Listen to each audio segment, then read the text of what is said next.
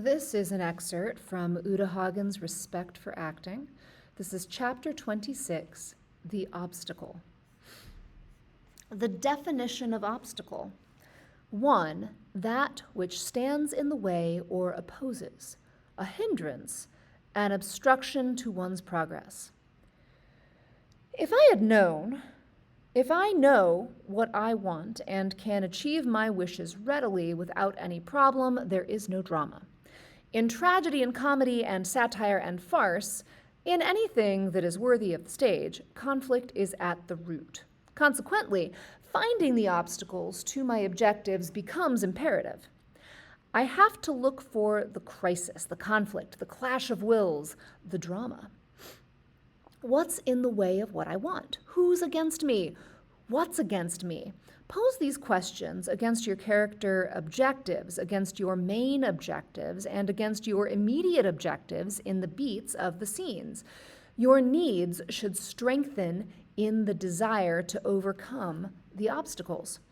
Remember the old adage that something difficult to obtain is always more strongly desired than something readily available? The obstacle itself will strongly influence what you must do to overcome it in the pursuit of the objective. There are obstacles within the overall character objectives. For example, I want to become a great artist. I want to maintain high ideals. I want to avoid the tawdry and the commercial aspects of art. How many of you have a passionate objective to make your mark in the theater, but balk at the ugly aspects of making the rounds?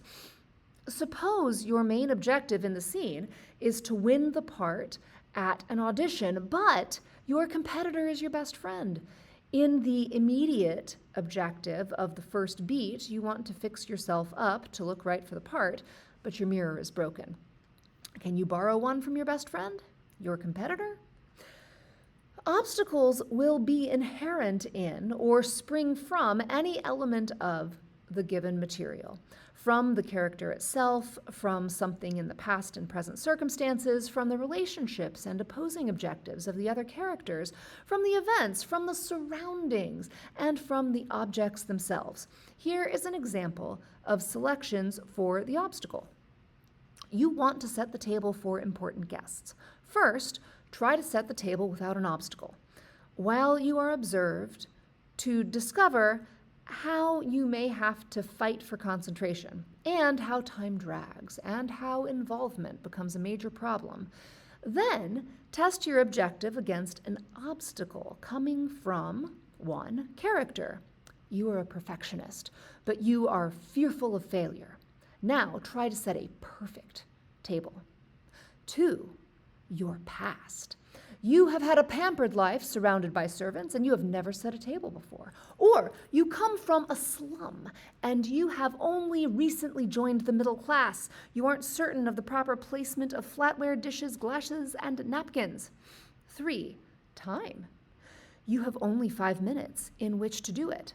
4. The objects. The dishes are elegant and borrowed, or they are chipped, cheap, don't match, or there aren't enough to go around. 5. Circumstances.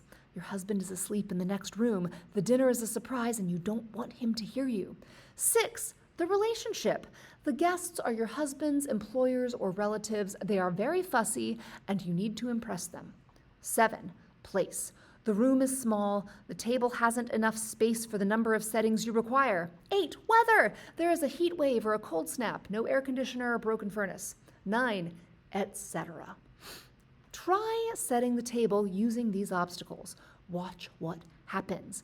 In the attempt to overcome the obstacle, the nature of the actions starts to become evident. And in the struggle to overcome it, your will should strengthen. If the door you want to open is stuck, the temperature rises. Actors continuously ask, but is there always an obstacle? Yes! Obviously, the obstacle must always be logical to the character in the given circumstances. I'm not recommending that you hunt for a score that will match the perils of Pauline. But if the obstacle isn't inherently clear to you, you'd better find one. I have another favorite demonstration. My circumstances are seemingly ideal. My lover has just proposed. He's rich. We have all interests in common. Our parents adore the idea that we are getting married. The minister is available. The weather is great. We both look gorgeous. No obstacle. The director says, "Jump in the air for joy." I do. I feel like a fool. Then I decide that gravity is my obstacle, that I want to jump up but can't get as high as I want. I leap up, I push against gravity, and my heart begins to pound, and I laugh aloud with delight. Even if you are a character who has to sleep during the play, you can establish an obstacle. Explore the lumpy mattress, the narrowness of the bed, the hardness of the pillow, or to sleep, perchance to dream. Aye, there's the rub. That is the end of Chapter 26, The Obstacle.